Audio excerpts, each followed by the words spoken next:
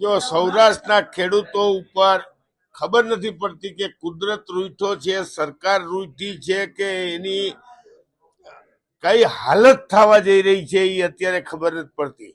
આજે દિવાળી પછી સરકારનું રેડ એલર્ટ આવે અને કમોસમી વરસાદ પડે અને સોમનાથ, ભાવનગર તમામ જિલ્લાની અંદર જ્યારે દિવાળી પછી ખેડૂતોની તમામ મગફળી નીકળી ગઈ હોય અને બધા જ પાથરાઓ મગફળી ભેગી કરીને ખેતરમાં પડ્યા હોય, એ સમયે વરસાદ આવે એટલે ખેડૂતોની આખા વર્ષની કાળી મજૂરી, એ ખેડૂતના પાથરા નથી તણાતા, એના આખા વર્ષની મહેનત તણાય છે, એની કાળી મજૂરી તણાય છે। એ પરિસ્થિતિની અંદર આપના માધ્યમથી હું સરકારશ્રીને વિનંતી કરું છું કે તાત્કાલિક ધોરણે ખેડૂતોને જે માવઠાની અસર છે એનો સર્વે કર્યા વગર તમે જે જાહેરાત કરી છે એના અનુસંધાને ખેડૂતોને તાત્કાલિક વળતર ચૂકવવું પડે।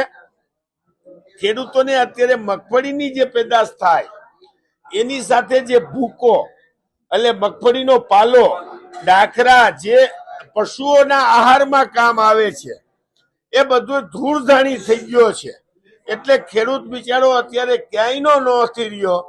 ત્યારે નવા કૃષિ મંત્રીને અને એ પણ ભાવનગરના છે, ત્યારે હું આપના માધ્યમથી ભૂપેન્દ્રભાઈ, ભાઈ જીતુભાઈ વાઘાણીને તમામને વિનંતી કરું છું કે તમે તાત્કાલિક ખેડૂતોની સહાયમાં આવો, ખેડૂતોને મદદ કરવા આવો।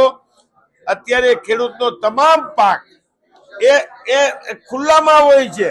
આજે મગફળી નીકળી ગઈ છે, કપાસને વીણવાનો ટાઈમ થઈ ગયો હોય, કપાસના ગીંડવા ફૂલી ગયા હોય ત્યારે પાણી આવે એટલે કપાસ બધો ઢોરાઈ જાય। તો એવી જ રીતે જે બીજો પાક છે એ તમામ પાકને નુકસાન થઈ છે, એટલે ખેડૂત બરબાદ થઈ રહ્યો છે, એને મદદમાં સહાય રૂપ આવવું જોઈએ।